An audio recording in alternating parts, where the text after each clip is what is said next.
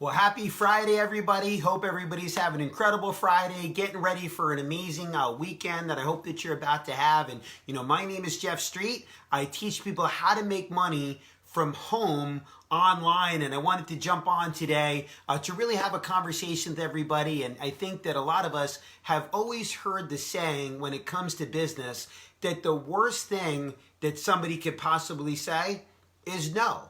The worst thing that somebody can say is no. But today I want to pose a different question for you, is when you hear the word no, what's the best thing that you can possibly say? If the worst thing that somebody can say to you is no, when you hear that no, what's the best thing that you can possibly say? See, I've been reading the book Rejection Proof by Jia Zhang, and it's just an awesome story. And the part that I was reading this morning, he's experimenting, with rejection, trying to understand the psychology of why rejection stops people, it scares people, what do people do when they get rejected. So he's on a quest where he's got to go out and get rejected 100 different days in a row. That's his goal. And so his newest mission is, he's going to go knock on a stranger's door and ask them if he could go out and just plant a flower in their yard for free. So he goes and he knocks on this guy's door and he says, "Hello, sir, I'm here. I'd like to plant this flower in your yard for you for free. I'm willing to do it for free." And here's what the gentleman said. He said, "No." Now, in the beginning of his rejection challenge, here's what he said what he would have done. At that moment, he would have turned around with his tail between his legs and he would have walked away because he just got rejected, humiliated, time to get back in the car, time to drive away. But instead, he had grown as he was studying, this process. So instead, he said this word. And here's what the word is. He said, "Why? Can I ask you why?" And it was interesting what the gentleman said to him. Here's what the gentleman said. He says, "Well, you know what? The reason why I won't let you do it is I just don't like flowers.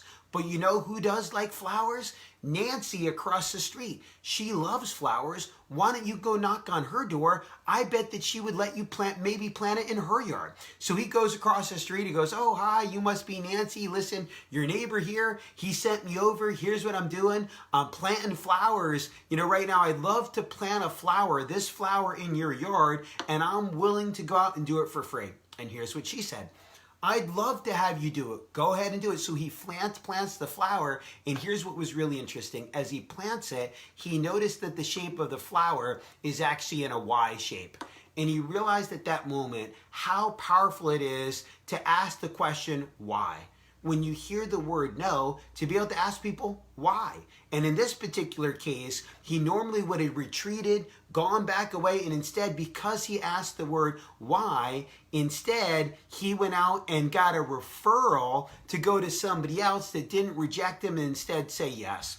And at that moment, he realized how important it was to teach people how to say the word why. So for me, that's my new word. It's my new favorite word.